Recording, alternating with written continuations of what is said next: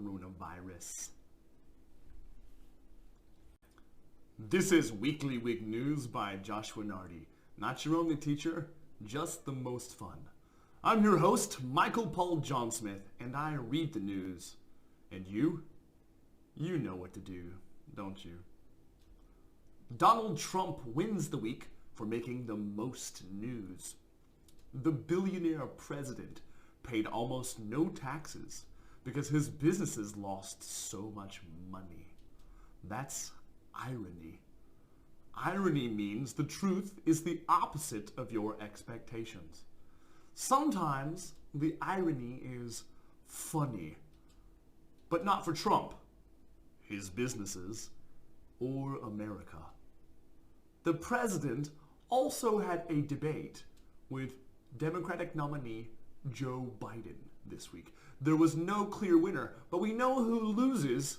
USA. USA? USA, one of these men will be your president. Also, President Trump, the First Lady, and others from his inner circle have the coronavirus. We at Weekly Wig News wish Trump and his inner circle and the millions of others infected around the world a speedy recovery. On the day President Trump tweeted that he tested positive, very positive, for the coronavirus, Merriam-Webster claimed people searched for the meaning of Schadenfreude. When a liberal takes pleasure in another person's pain, that is Schadenfreude. When an American conservative takes pleasure in another person's pain, it's called owning the libs. It's the same wicked feeling, but one group doesn't need an un-American word. There was much more news outside of USA this week. The United Nations welcomed governments to sign an agreement to stop environmental destruction.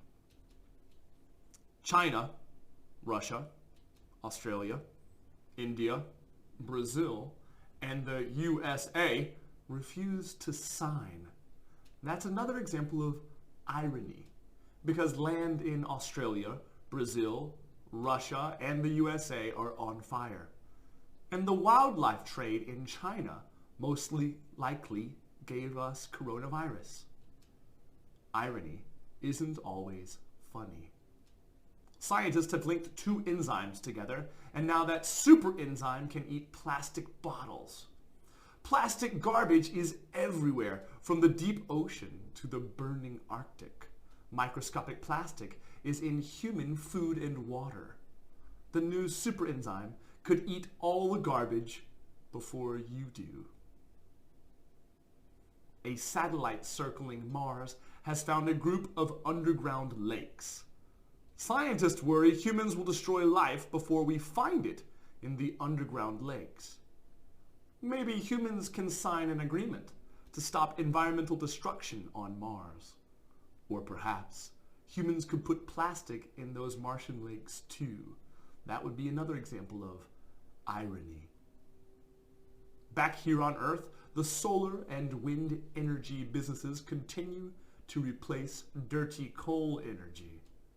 Coal companies are quitting the coal business too. They can't make money digging up coal and selling it to electric companies. What do the coal companies sell instead? Metals for electric cars. Irony? Irony. Irony. Armenia and Azerbaijan continue to escalate their conflict. Escalate means to make something go higher. World leaders have asked both sides to de-escalate, the opposite of escalate. They need to sign an agreement to de-escalate everything. And last but not least, Sudan and the Rebel Alliance signed an agreement to end their civil war, a conflict that has escalated and de-escalated since 1983. Let's hope this year's agreement has no Schadenfreude or irony. As always, if you'd like to leave a comment, you're allowed, if you know how. If you've watched this far, you should share this Weekly Wig News with your inner circle.